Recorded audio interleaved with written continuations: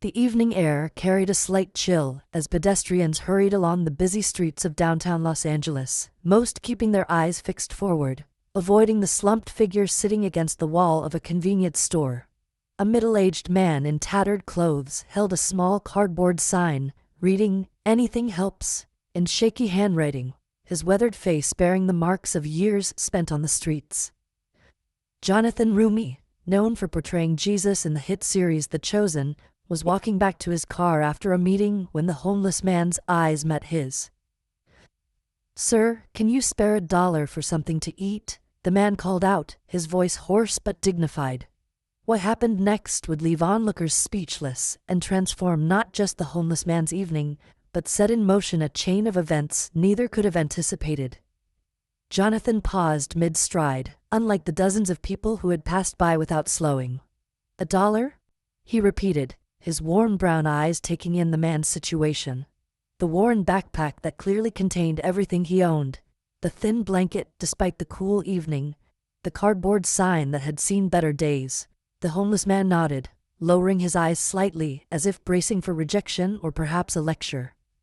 "My name's Michael," the man offered unexpectedly, a small gesture of humanity in an exchange that usually remained anonymous. "I haven't eaten since yesterday morning."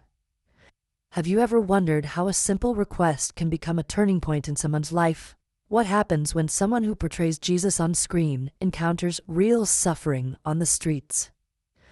This is the story of how Jonathan Roumie's response to a homeless man's request for a single dollar created ripples that would change both their lives, in ways neither could have imagined that evening on a busy Los Angeles street. The day had been long and productive for Jonathan, filled with meetings about upcoming episodes of The Chosen and discussions about his growing platform as a Catholic speaker. He had spent hours discussing his faith journey and how playing the role of Jesus had deepened his own spiritual life, leaving him both energized and contemplative as he walked back to his car in the fading light. The conversations about compassion and authentic faith were still echoing in his mind when Michael's request cut through his thoughts. Michael hadn't always been homeless. At 48, his life had once included a steady job in construction, a small apartment, and even regular church attendance at a local parish. A series of cascading hardships, injury on the job, mounting medical bills, the death of his elderly mother, whom he had been caring for, had gradually stripped away his stability. 3 years on the streets had taught him which blocks were safest to sleep on, which church provided meals on which days, and how to make a dollar stretch when necessary. Jonathan looked at Michael, really looked at him, in a way few had bothered to in years. "I'm Jonathan," he said, stepping closer, instead of continuing on his way. "Would you mind if I sat with you for a few minutes?" The question clearly surprised Michael, his eyes widening slightly at this unexpected turn. People sometimes dropped money in his cup, occasionally offered a sandwich, but rarely did anyone suggest sitting down as if they were equals meeting for a conversation. "You want to sit here? With me?" Michael asked, confusion evident in his voice as he gestured to the dirty sidewalk beside him. Jonathan nodded, lowering himself to sit cross-legged on the concrete, seemingly unconcerned about his nice jeans or the curious glances from passers-by. "If you don't mind the company," Jonathan replied with a genuine smile. "I'd like to hear more about you than just that you're hungry." The young woman walking by did a double-take, clearly recognizing Jonathan from The Chosen, her expression shifting from surprise to curiosity as she observed him sitting casually on the sidewalk next to a homeless man. She slowed, phone partially raised as if considering recording this unusual scene, but something in the sincerity of the moment made her reconsider. Putting her phone away, she continued walking, though not without looking back once more at the unlikely pair engaged in conversation. "Most people just want to keep walking," Michael said quietly, adjusting his position against the wall. "Can't blame them, I guess. I probably wouldn't have stopped either, back when my life was different." He gestured vaguely at his surroundings. The backpack, the sign, the cup with a few coins at the bottom. "This wasn't exactly in my life plan, you know?" The wry humor in his voice carried no bitterness, just a tired acknowledgement of how far he had fallen from ordinary life. Jonathan nodded, his eyes kind but not pitying. "Would you feel comfortable telling me a bit about how you ended up here?" he asked, his tone suggesting genuine interest rather than idle curiosity or judgment. Michael studied Jonathan's face for a moment, perhaps looking for signs that this was some kind of setup or joke, but finding only sincerity. "It's kind of a long story," he warned, giving Jonathan an opportunity to excuse himself if this was just a momentary charitable impulse. "I've got time," Jonathan assured him, settling more comfortably against the wall. He pulled out his phone and turned it face down on the sidewalk next to him, a small gesture that spoke volumes. He was giving Michael his undivided attention, something the homeless man couldn't remember receiving in longer than he could recall. The simple act of being treated as someone worth listening to brought a lump to Michael's throat that he quickly swallowed back. Over the next 20 minutes, Michael shared pieces of his story. Growing up in a working-class neighborhood in Chicago, moving to Los Angeles for construction work during a building boom, the back injury that had left him unable to continue in his trade, and the slow, devastating slide into homelessness when his savings and then his mother's small pension had finally run out.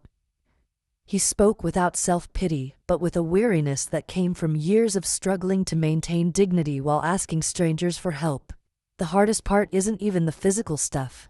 Being hungry or cold or not having a real bed, Michael explained, his hands unconsciously picking at a loose thread on his worn jacket.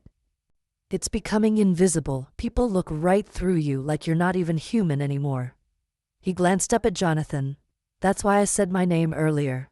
Sometimes I just need to remind myself and everyone else that I still have one, you know." Jonathan listened intently, asking occasional questions, but mostly allowing Michael to speak uninterrupted.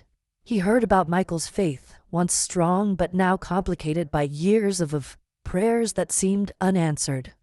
He learned about Michael's younger sister in Ohio, who didn't know he was homeless because he was too ashamed to tell her, using what little money he collected for occasional calls from a payphone where he pretended everything was fine. As Michael spoke, several passers-by dropped coins or small bills into his cup, perhaps encouraged by seeing Jonathan engaged in conversation with him. One woman hesitated, then placed a wrapped sandwich next to the cup before hurrying away. Michael thanked each person automatically but continued his conversation with Jonathan, seeming to value the human connection more than the small amounts of money being offered. "So that's my story," Michael concluded with a small shrug. "Not very exciting. Just one wrong turn after another until here I am asking strangers for $1. He gave Jonathan a curious look. "Now it's your turn. What's your story? You seem familiar somehow, but I can't place it." The question revealed that Michael truly didn't recognize Jonathan, hadn't been following The Chosen or keeping up with popular culture during his years of survival-focused existence. Jonathan smiled, appreciating the humbling reminder that his growing fame was still limited to certain circles. "I'm an actor," he explained simply. "I play Jesus in a show called The Chosen. It's been a life-changing role for me."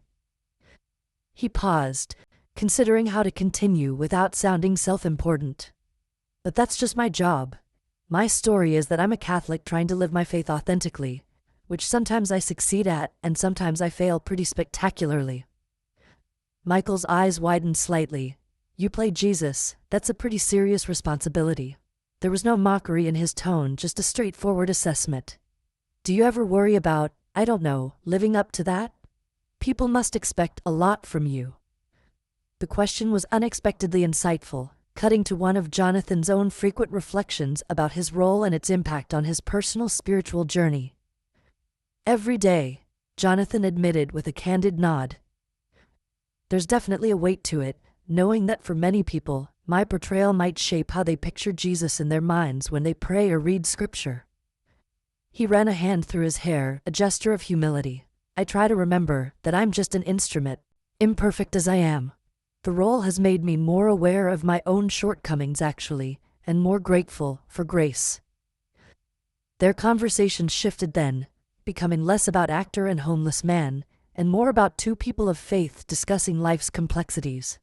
Michael spoke of his struggles to maintain belief through hardship, Jonathan of the challenges of living authentically in an industry often at odds with his values.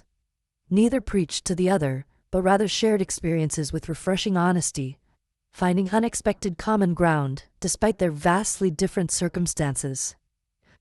Eventually, Jonathan glanced at his watch and realized he had been sitting on the sidewalk for nearly an hour. "I should probably get going soon," he said reluctantly. "But Michael, would you join me for dinner first? There's a diner around the corner that makes a great burger."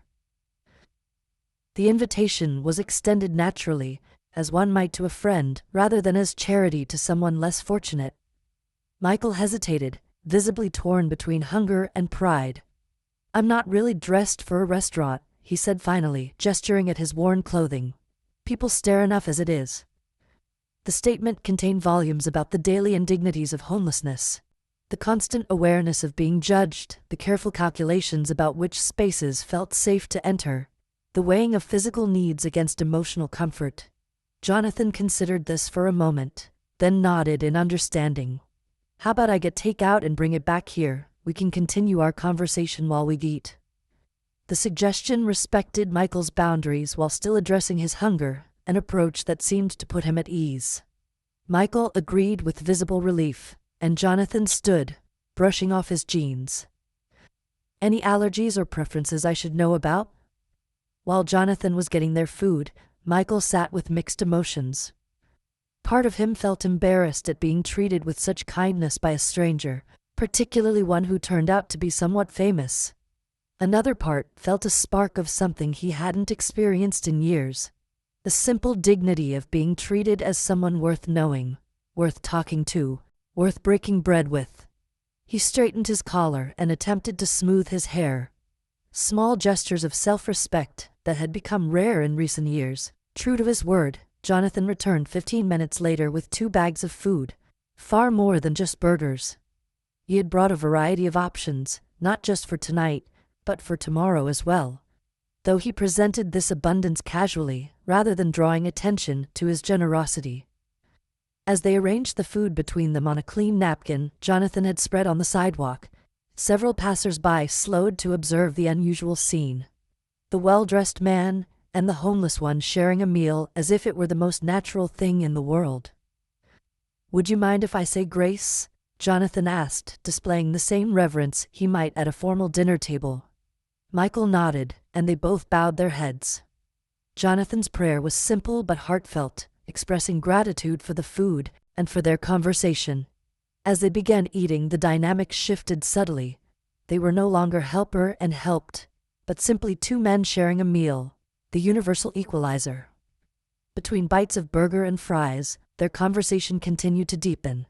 Jonathan asked thoughtful questions about Michael's life before homelessness, learning that he had once played guitar in a church band, had volunteered at a soup kitchen, ironically similar to ones he now depended on, and had been engaged briefly before his fiancée left during the financial hardship following his injury. Michael, in turn, asked about Jonathan's journey as an actor, his faith, and how he handled the pressures of portraying such a significant figure. "The hardest scenes to film are always the healing ones," Jonathan admitted, responding to Michael's question about his role. "Not just technically but emotionally. I try to imagine what it would feel like to be someone who has suffered for years, suddenly being restored." He paused, seeming to realize the potential parallel to Michael's situation. "Not that I can truly understand that experience, of course." Michael nodded thoughtfully, wiping his mouth with a napkin. "You know what's interesting about those healing stories?" he offered. "It's never just about the physical miracle. Jesus always restored people's place in the community too. The lepers could go home, the bleeding woman could be touched again, the demon-possessed man could live among others." His theological insight, clearly stemming from earlier years of faith, surprised Jonathan. "Sometimes I think that's the harder miracle, being brought back into belonging." As their meal concluded, Jonathan gathered the wrappers and napkins, ensuring they left no trash behind. The conversation had reached a natural pause, but Jonathan seemed reluctant to end their encounter. He hesitated, then spoke carefully. "Michael, I hope this doesn't sound presumptuous, but I'd like to help in a more substantial way than just one meal." His tone was respectful, acknowledging the delicacy of the offer.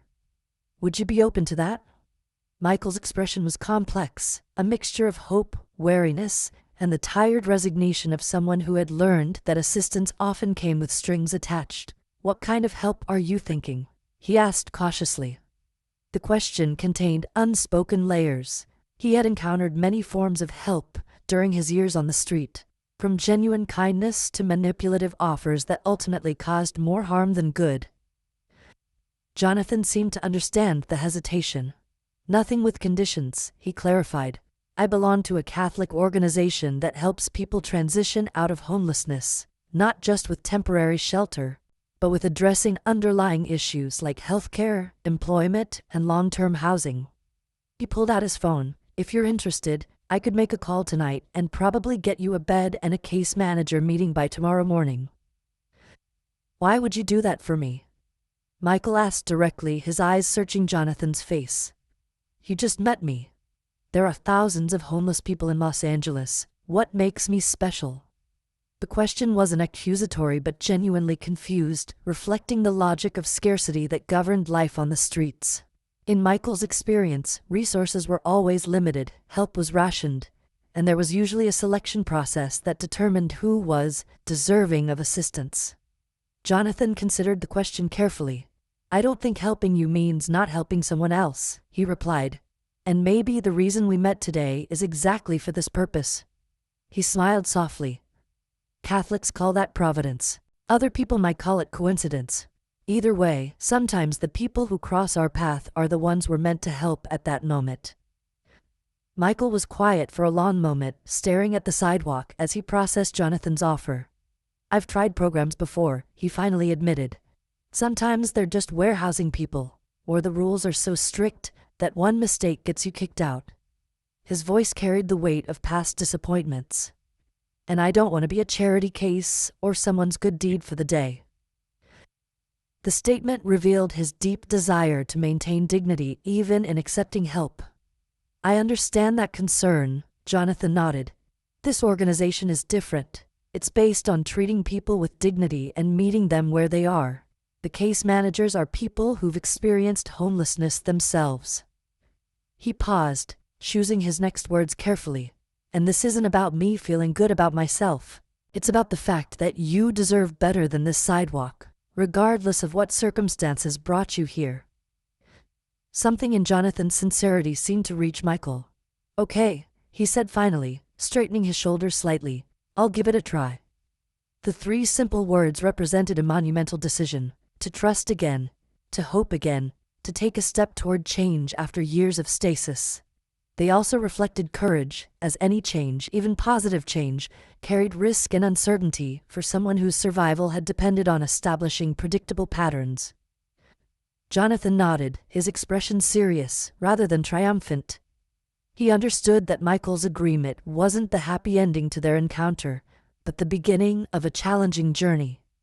He made a phone call, speaking briefly with someone named Maria about emergency placement. The conversation was efficient but warm, suggesting an established relationship with the organization. When he hung up, he turned back to Michael with a small smile. "They have a bed available tonight if you want it." The next hour passed in a blur of practical arrangements. Jonathan called a ride-share service to take them to the transitional housing facility, gathered Michael's meager belongings, and walked with him to the pickup location.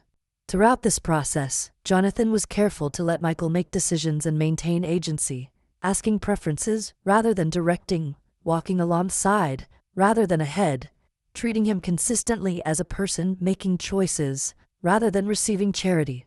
The transitional housing facility was a converted motel in a quieter part of the city, clean and basic but welcoming. A middle-aged woman named Maria greeted them warmly at the entrance, showing no surprise at Jonathan's presence, but treating him without fanfare, clearly accustomed to his involvement with the organization. She welcomed Michael with respect, explaining the intake process and the immediate resources available to him without overwhelming him with information. "We'll get you settled in a room tonight," Maria explained to Michael as they completed simple paperwork. "Tomorrow morning, you'll meet with Carlos, who'll be your case manager." He'll work with you to figure out next steps based on what you want, not what we think you should do. Her approach was professional but compassionate, setting clear expectations without condescension. The only rules tonight are no substances in the rooms and respect for other residents' space and property. As Michael was getting checked in, Jonathan stepped aside with Maria for a brief quiet conversation. No money visibly changed hands, but it was clear from their interaction that Jonathan was making arrangements to support Michael's stay and services. He was careful to do this discreetly, preserving Michael's dignity by not discussing financial matters in front of him or making his contribution obvious. When it was time for Jonathan to leave, he approached Michael, who was looking slightly overwhelmed but resolute. "I have to head out now," Jonathan said, "but Maria and the team here will make sure you have everything you need." He extended his hand, which Michael shook firmly. "Would it be okay if I check in with you in a few days to see how you're doing?" Michael nodded, clearly moved by the ongoing interest in his welfare. "That would be fine," he replied, his voice slightly rougher than before. "And thanked you. Not just for this," he gestured at the facility around them, "but for sitting and talking with me earlier, for seeing me as a person." The simple acknowledgement carried profound meaning, highlighting how the initial act of recognition had been as significant as the material help that followed. Jonathan smiled warmly. "It was my pleasure, Michael. Truly." He reached into his pocket and pulled out a small wooden cross on a simple cord. "This was given to me when I first started on The Chosen. I've carried it since then, but I think maybe you should have it now." He offered it to Michael, who accepted it with visible emotion, closing his fingers around the small object, as if it contained something precious. With a final handshake, Jonathan departed, leaving Michael in capable hands. As Jonathan drove home that evening, he reflected on the unexpected encounter and its outcome. He had begun the day focused on his career, his public speaking, his portrayal of Jesus, all important work, but perhaps not as immediate or direct as the simple act of stopping when a homeless man asked for $1. There was a lesson in that, he thought, about the sometimes vast difference between talking about faith and living it in the moment. Over the following days, Jonathan maintained contact with both Michael and the transitional housing staff, receiving updates on Michael's progress. The initial emergency placement had transitioned into a more structured program, with Michael meeting regularly with his case manager Carlos to address the complex web of challenges that had kept him trapped in homelessness. Medical issues, lack of identification documents, employment barriers, and the psychological impact of years on the street. 1 week after their initial encounter, Jonathan visited Michael at the facility. The change was subtle but noticeable. Michael had showered and received a haircut. His clothes were clean, though still worn, and he carried himself with slightly more confidence. They sat in a small common area, drinking coffee and catching up on Michael's first week in the program, as if they were old friends rather than recent acquaintances connected by an unusual circumstance. "Carlos is helping me apply for medical assistance," Michael explained, clearly pleased to share positive developments. "My back hasn't been properly treated since the initial injury. They have a doctor who comes here twice a week who thinks physical therapy might help enough for me to work again. Maybe not construction, but something." The hope in his voice was cautious but real. The first fragile shoots of possibility after years of mere survival. Jonathan listened attentively, genuinely interested in these small but significant steps. "That's fantastic, Michael. How are you feeling about everything else?" The question was open-ended, inviting reflection rather than a generic, fine response. Michael considered before answering, his hands wrapped around his coffee mug, as if drawing warmth from it. "Honestly, it's overwhelming sometimes," Michael admitted. "Having a bed, regular meals, people using my name instead of looking through me, it's good, but it's like my brain doesn't quite know how to process it yet." He tapped his fingers against the mud thoughtfully. "Carlos says that's normal, that it takes time to adjust to stability after years of constant crisis. They have group sessions here that help with that."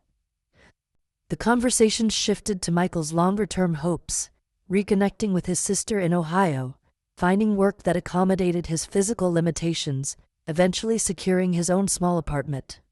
These goals were modest by conventional standards, but represented monumental change from his situation just days earlier.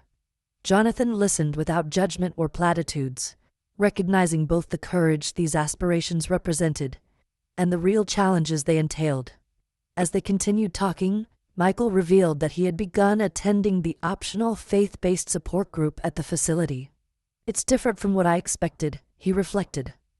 "Not preachy or judgmental, just people talking honestly about how faith fits into recovery."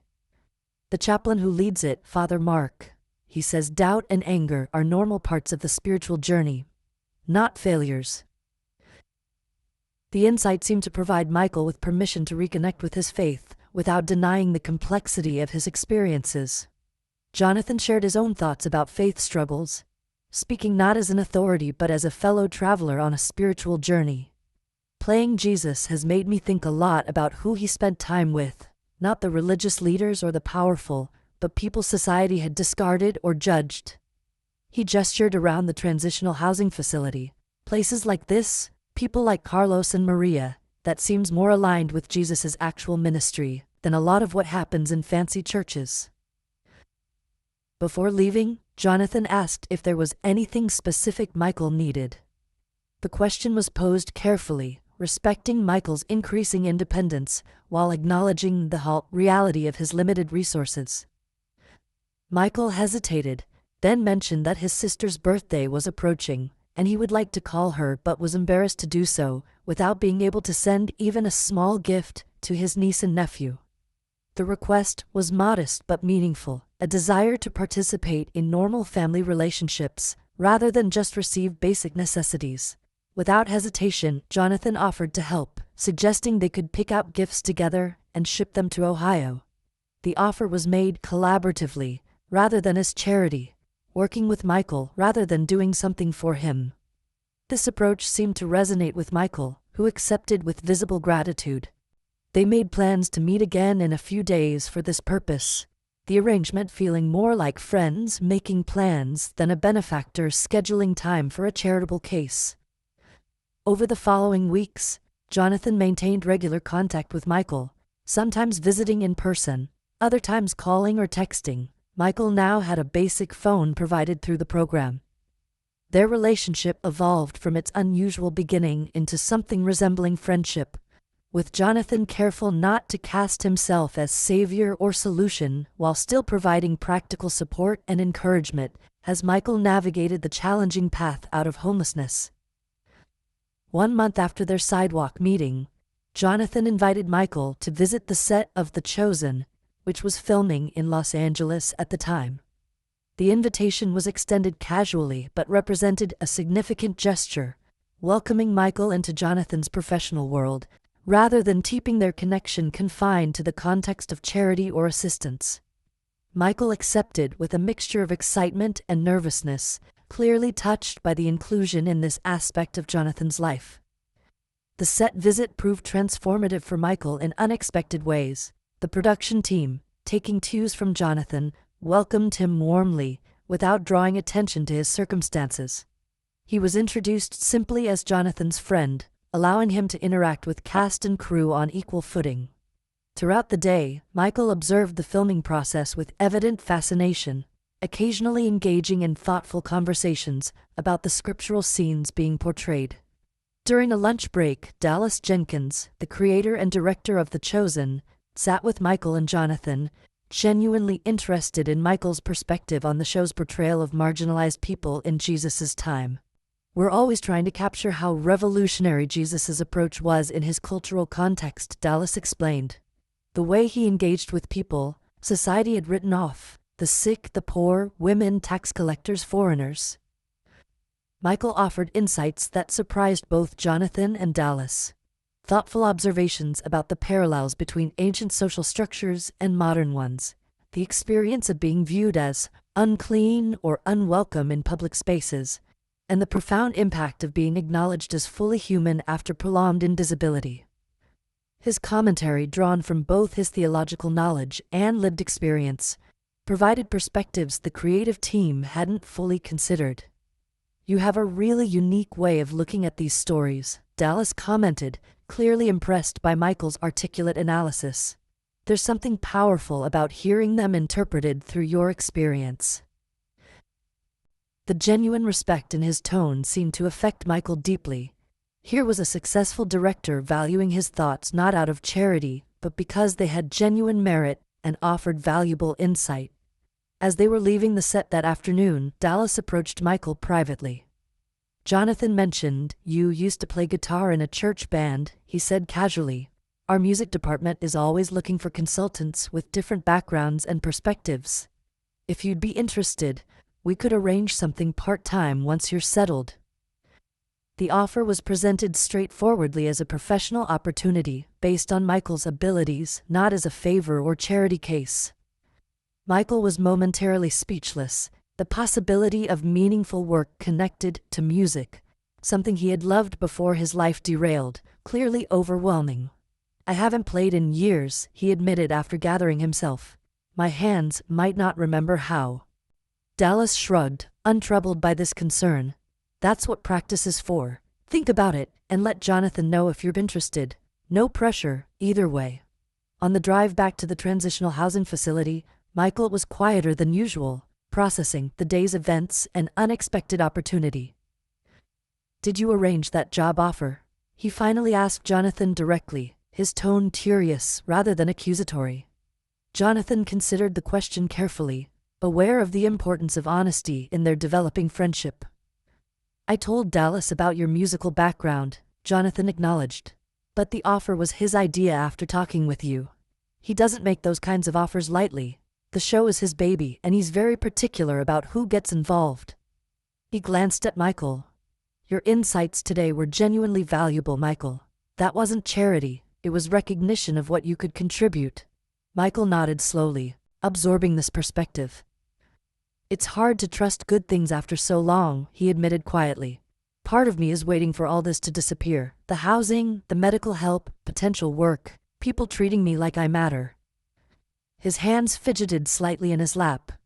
"Another part feels guilty, like why me and not the thousands of others still on the streets." Jonathan didn't offer platitudes or easy reassurances. "Those are normal feelings," he said instead. "Carlos probably talks about that in your sessions. How recovery isn't just about practical stuff like housing and jobs, but also about healing your relationship with hope itself." He paused thoughtfully. "As for why you, I don't think helping you means not helping others. Maybe it's more like a starting point than an end point." In the months that followed, Michael's life continued its gradual transformation.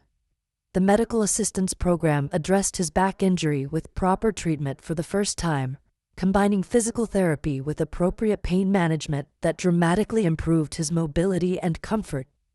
His case manager helped him secure replacement identification documents, resolve outstanding legal issues related to unpaid tickets for urban camping, and apply for housing assistance programs with longer-term solutions than the transitional facility. Most significantly, Michael began working part-time with the music department of The Chosen, starting with just a few hours weekly, as a consultant, offering perspective on the cultural and emotional resonance of music selections for different scenes. The position accommodated his ongoing medical treatment and recovery process while providing both income and, perhaps more importantly, a renewed sense of purpose and contribution. Jonathan remained involved in Michael's journey, though their relationship evolved as Michael gained independence. Their interactions became more reciprocal. Sometimes Jonathan would help Michael navigate a challenge. Other times, Michael would offer Jonathan insights about a scene he was preparing or feedback on a public speaking draft. The friendship that developed was genuine, transcending its unusual beginning to become meaningful to both men. 6 months after their sidewalk encounter, Michael moved into a small subsidized apartment of his own, a modest but significant milestone in his journey towards stability. The space was simple but dignified. A studio with basic furnishings, a small kitchenette, and most importantly, a door he could close, providing privacy and security after years of vulnerability on the streets. Jonathan attended the small housewarming gathering organized by Carlos and the transitional housing team. Remember when you asked me for $1 for something to eat?" Jonathan remarked as they stood in Michael's new kitchen, the question gentle and reflective, rather than pointed. Michael laughed softly, shaking his head at the memory of that seemingly distant evening. "If you'd just given me the dollar and walked away, like most people would have, none of this would have happened," he observed, gesturing to encompass not just the apartment, but the broader transformation of his circumstances. "I think about that a lot, actually," Jonathan admitted. "How easy it would have been to just hand you some money and keep walking, feeling good about myself for being generous, without actually connecting with you as a person." He leaned against the counter, expression thoughtful. "Playing Jesus has made me think more deeply about the difference between charity and solidarity, giving to someone versus being with someone." The housewarming was small but joyful. Carlos and Maria from the transitional program, Father Mark from the faith group, a few fellow residents Michael had become friends with, and to everyone's delight, that Michael's sister Amanda who'd flown in from Ohio for the occasion. The reunion between siblings had been emotional, with initial shock at Michael's circumstances giving way to deep relief at his improving situation and commitment to rebuilding their relationship. Amanda pulled Jonathan aside during the gathering, her expression earnest. "I need to thank you," she said quietly.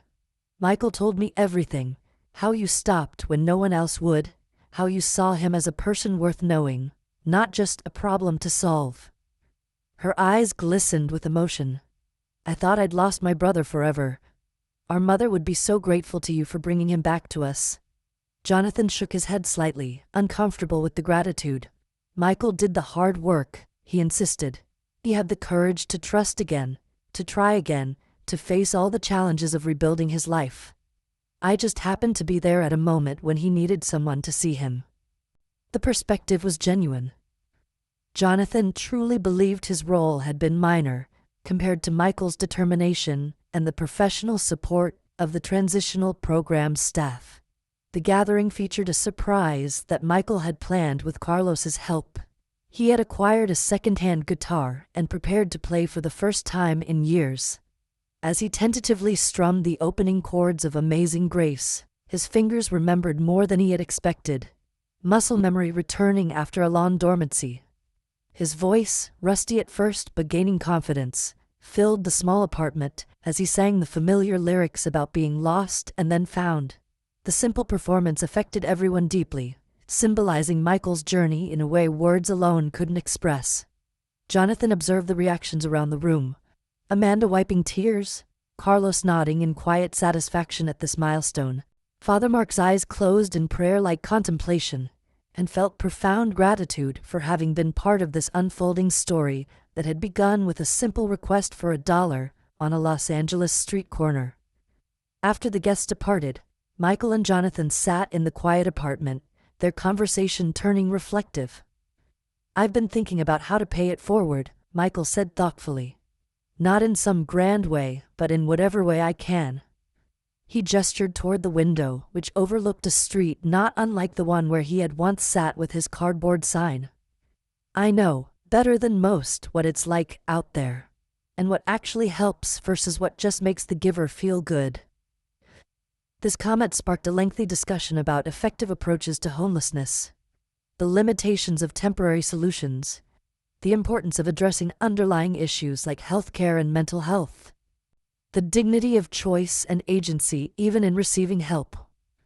Michael spoke with the authority of lived experience, while Jonathan contributed perspectives from his involvement with various Catholic outreach initiatives, their different viewpoints creating a richer understanding than either could have developed alone.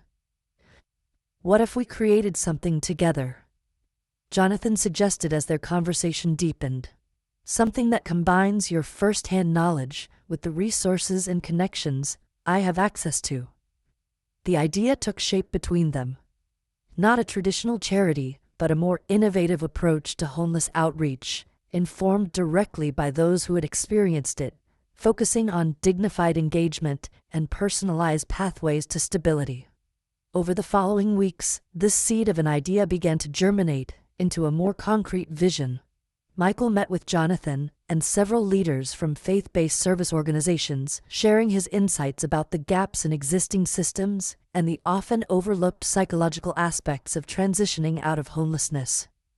His perspective was invaluable. He could articulate both the practical challenges and the more subtle barriers of mistrust, stigma, and damaged hope that standard programs often failed to address. The project they developed was named Seen and Heard, reflecting the fundamental principle that had made the difference in Michael's own journey, being truly seen and listened to, rather than processed through a system. The initiative would train outreach workers with lived experience of homelessness, develop peer support networks, and create more personalized pathways to services that respected individual dignity and agency. Jonathan leveraged his platform and connections to secure initial funding and partnerships, while Michael contributed the essential wisdom that could only come from having lived on both sides of the experience. Their complementary roles created a balance. Jonathan's visibility brought attention and resources, while Michael's authenticity and practical knowledge kept the initiative grounded in real needs, rather than well-intentioned but misguided assumptions. As Seen and Heard took shape, Michael reconnected with others he had known during his time on the streets, some still homeless and others in various stages of transition. These conversations deepened his understanding of the diverse challenges facing different individuals: veterans with PTSD, young people aging out of foster care, women fleeing domestic violence, people struggling with addiction or mental illness. Each story reinforced that there was no single solution, no one-size-fits-all approach that could address homelessness effectively. During this period, Michael's own life continued to stabilize and expand. His work with the chosen music department had evolved into a more substantial role, providing financial security he hadn't known in years. His relationship with his sister and her family had deepened, with regular video calls and plans for a longer visit. Perhaps most significantly, he had begun mentoring others at the transitional facility where he had started his own journey, offering hope through his lived example that change was possible. 1 year after their sidewalk encounter, Jonathan invited Michael to speak alongside him at a Catholic conference on faith in action. The invitation represented a significant evolution in their relationship. Michael was now being asked to share his perspective, not as a beneficiary of help, but as a partner with valuable wisdom to offer. His initial nervousness about public speaking was overcome by his passion for changing perceptions about homelessness and those experiencing it. The conference audience, primarily faith leaders and service organization representatives, listened with rapt attention as Michael described his experience of becoming invisible on the streets and the profound impact of being truly seen and acknowledged. "The dollar I asked for wasn't really about the money," he explained, his voice steady and dignified. "It was a test, a way of asking if I still existed in other people's reality, if I still mattered enough for them to look me in the eye and speak to me as a human being."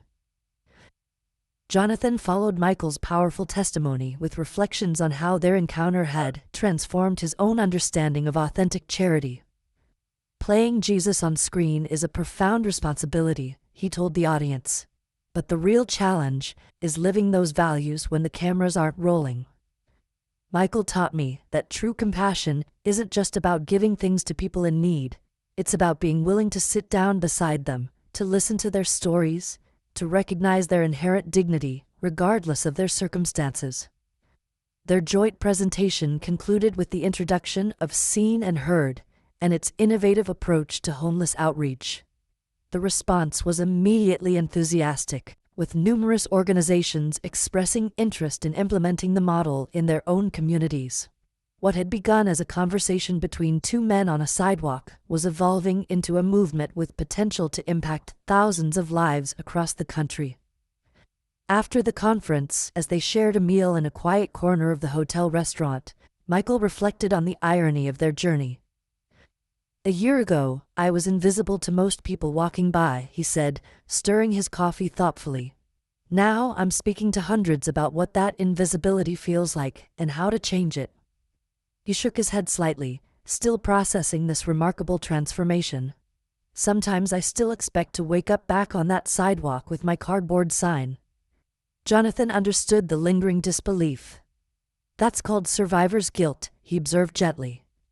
Wondering why you got out when others didn't, feeling like you don't deserve the good things that have happened. He leaned forward, his expression earnest. But your story is helping create pathways for others now. That's how healing works. It ripples outward from one person to many. The conversation shifted to plans for expanding Seen and Heard beyond Los Angeles. Several cities had expressed interest in the peer-based model, particularly its emphasis on dignity and personalized support pathways. Michael's role would be training outreach teams that included formerly homeless individuals, sharing both practical strategies and the essential mindset of genuine respect and recognition that had made the difference in his own journey. As they discussed these possibilities, a server approached their table somewhat hesitantly. "Sorry to interrupt," she said, clearly recognizing Jonathan from The Chosen, but trying to remain professional. "But I overheard some of your conversation." She paused, gathering courage. "My brother has been homeless for 2 years since returning from Afghanistan. We've tried everything to help him, but he refuses. I wondered if you had any advice." Michael and Jonathan exchanged a glance, silently acknowledging the opportunity to put their principles into immediate practice. "Would you like to join us for a few minutes?" Michael offered, gesturing to an empty chair at their table. The simple invitation, creating space for her story rather than offering immediate solutions, embodied the fundamental approach of Seen and Heard. The woman, whose name was Rachel, sat down gratefully. For the next 15 minutes, they listened as Rachel described her brother's struggles with PTSD, how his initial couch surfing had gradually transitioned to homelessness, and the family's increasingly desperate attempts to intervene. Michael asked thoughtful questions that reframed the situation from her brother's perspective, helping Rachel understand how his pride, trauma responses, and loss of trust might be affecting his resistance to help. "The most important thing isn't getting him off the street immediately," Michael explained gently. "It's rebuilding connection and trust first. That might mean meeting him where he is, literally and figuratively, without an agenda beyond showing him he still matters to you." Rachel listened intently, tears gathering as she recognized both the wisdom and the challenge in this approach. "It's about the relationship first, not the housing. The housing can come later when he's ready." Before Rachel returned to her duties, Jonathan gave her information about both Seen and Heard and veteran-specific resources in her area. More importantly, Michael offered his phone number, inviting her to call if she wanted to discuss specific approaches to reconnecting with her brother. The exchange was brief but meaningful. Practical compassion extended spontaneously to a stranger in need, mirroring how their own connection had begun a year earlier. As they left the restaurant, Jonathan reflected on what had just happened. That's exactly what Seen and Heard is about, changing one story at a time, creating ripples that spread outward. Michael nodded thoughtfully. "And it started with you seeing me when I asked for $1. The simple observation contained a profound truth about how transformation often begins with the smallest acts of recognition, of truly seeing another person's humanity in moments when it would be easier to look away. Over the next several years, Seen and Heard expanded beyond its original vision, establishing programs in 12 cities and training hundreds of outreach workers, many of whom had experienced homelessness themselves. The initiative became known for its unusually high success rate in helping people transition sustainably off the streets, attributed to its fundamental principle of dignified engagement and personalized support, rather than one-size-fits-all solutions. Michael's role evolved from consultant to director of training, a position that allowed him to share his unique perspective while continuing to grow professionally.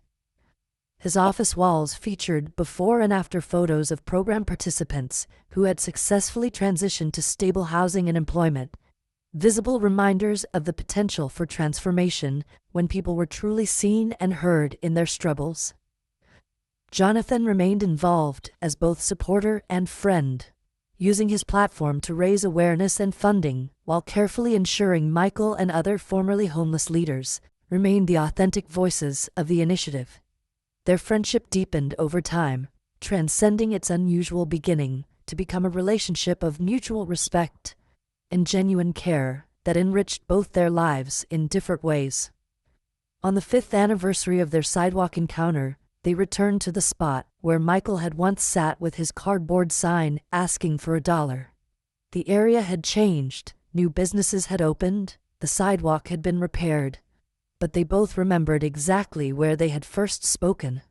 Standing there together, successful actor and respected program director, they reflected on the remarkable journey that had unfolded from that seemingly random meeting. "Did you ever imagine this outcome when you asked me for $1?" Jonathan wondered, gesturing to encompass not just their personal friendship, but the larger impact of seen and that heard, and the hundreds of lives positively affected by its approach. Michael shook his head, smiling slightly at the absurdity of the question. "I was hoping for enough to get something to eat that night, maybe a place to sleep out of the rain. This," he gestured broadly, "this wasn't even in the realm of possibility."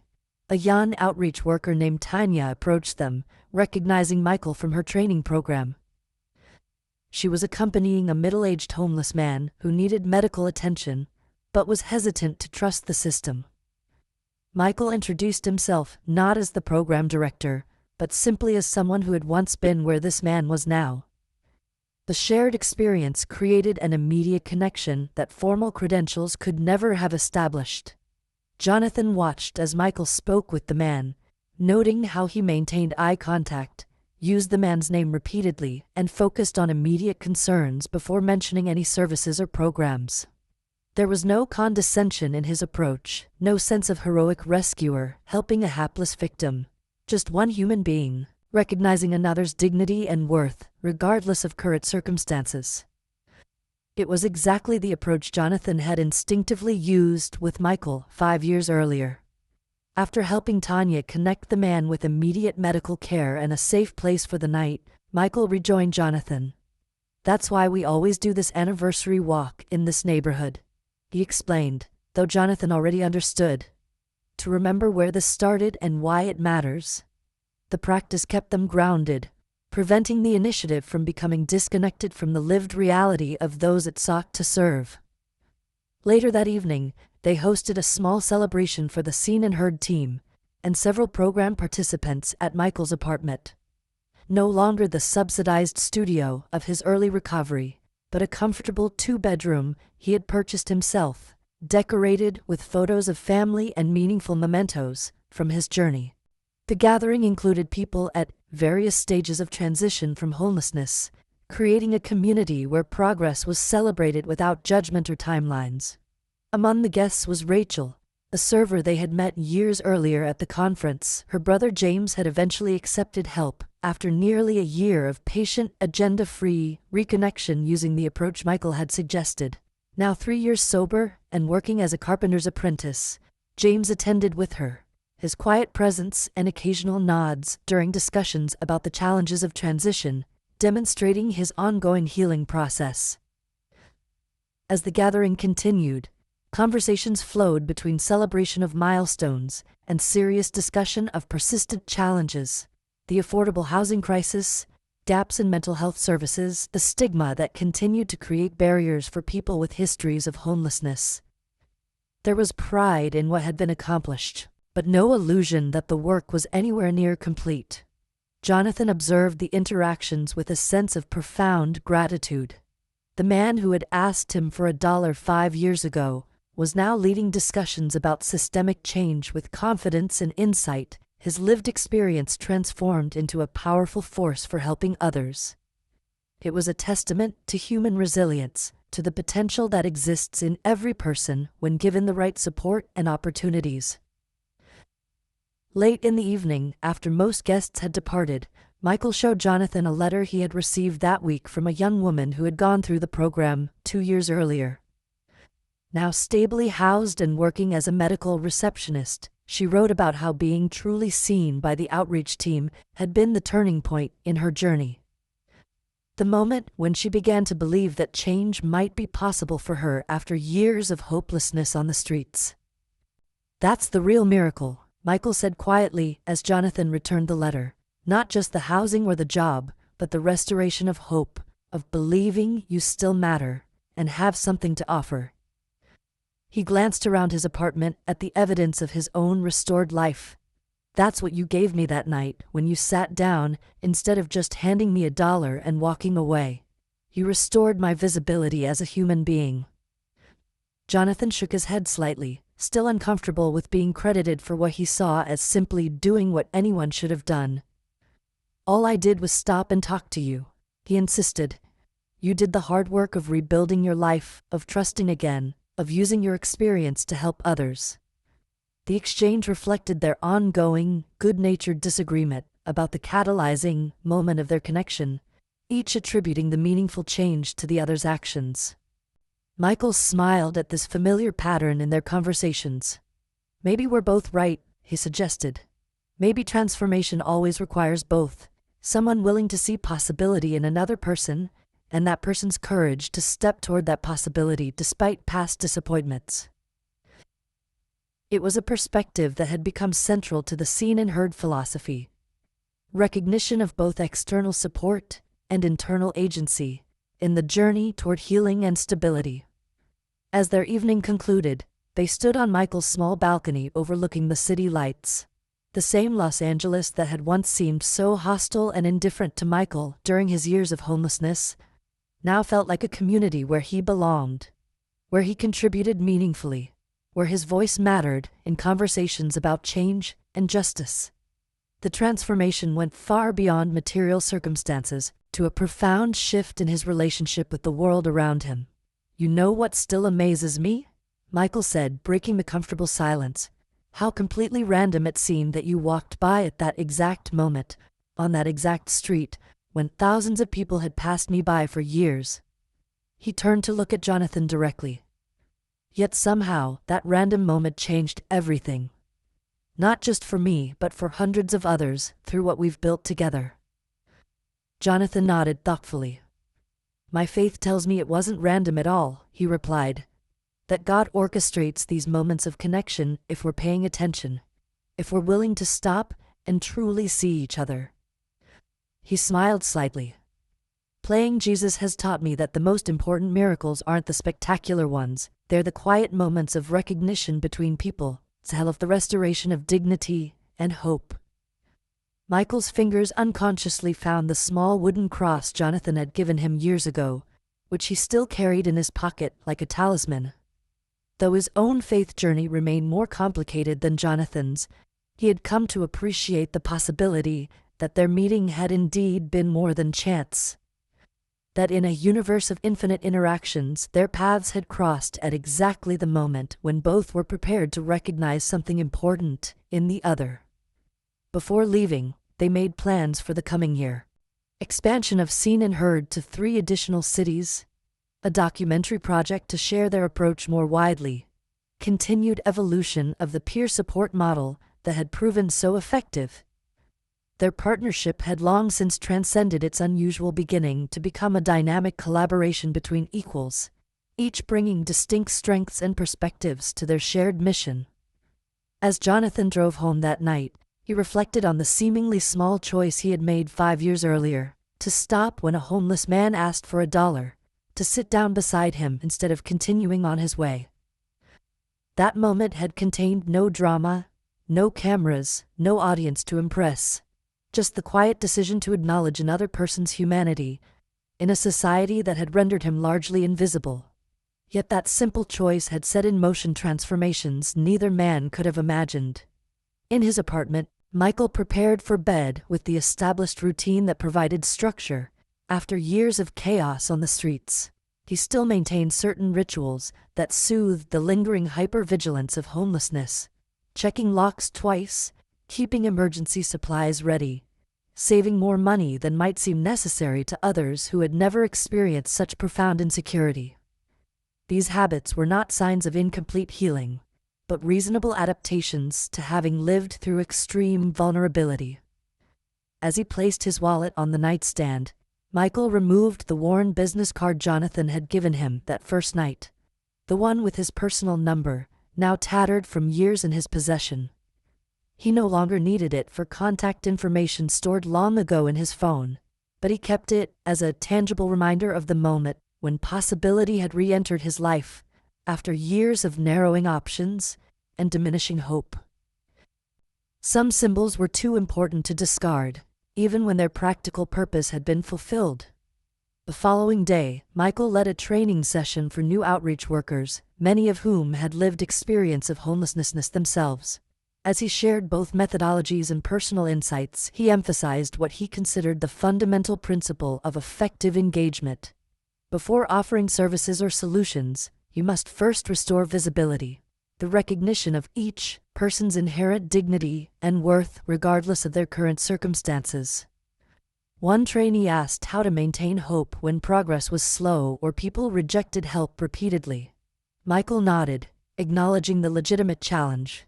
Remember that you're planting seeds that may not sprout immediately, he advised. I turned down help many times before I was ready to accept it. What made the difference was that one person, Jonathan, didn't give up on me, didn't make his respect conditional on my immediate change. The perspective resonated with others in the room who had experienced similar turning points in their own journeys. As the training continued, Michael received a text from Jonathan sharing exciting news. A major foundation had approved significant funding to expand Seen and Heard nationally, potentially increasing their impact exponentially in the coming years. The message ended with a reflection that made Michael smile. From $1 to millions, but the principle remains exactly the same. See the person, not just the problem. Michael shared the news with the training group, using it to illustrate how initiatives grounded in authentic experience and respect for human dignity could gain momentum beyond initial expectations. He didn't focus on the financial aspects of the expansion, but on the philosophy that would remain their guiding principle, regardless of scale. The fundamental belief that transformation begins with recognition, with being truly seen and heard, in moments of greatest vulnerability. That evening, as Michael walked through his neighborhood, he passed a homeless woman sitting against a building with a cardboard sign. Instead of dropping money in her cup and continuing on, he stopped, introduced himself by name, and asked for hers. The simple exchange, seeing her as a person with identity and history rather than a problem to solve, mirrored exactly what Jonathan had done for him years earlier. The conversation that followed might or might not lead to immediate change in her circumstances, but it restored something essential that poverty and social invisibility had attempted to take: her recognition as a fully human participant in the community around her. Have you ever passed someone asking for help and wondered what would happen if you stopped to truly see them beyond their immediate need? Have you experienced the power of being truly recognized during your own moments of vulnerability or struggle? Jonathan Roumie's response when asked for $1 wasn't extraordinary in material terms, but his willingness to see the person behind the request, to engage with genuine interest rather than transactional charity, created ripples of transformation that extended far beyond that sidewalk encounter. Sometimes, the most profound impact we can have on another person's life begins with the simplest acknowledgement of their inherent dignity and worth. Like, subscribe and share if you believe in the power of truly seeing people in their moments of greatest invisibility.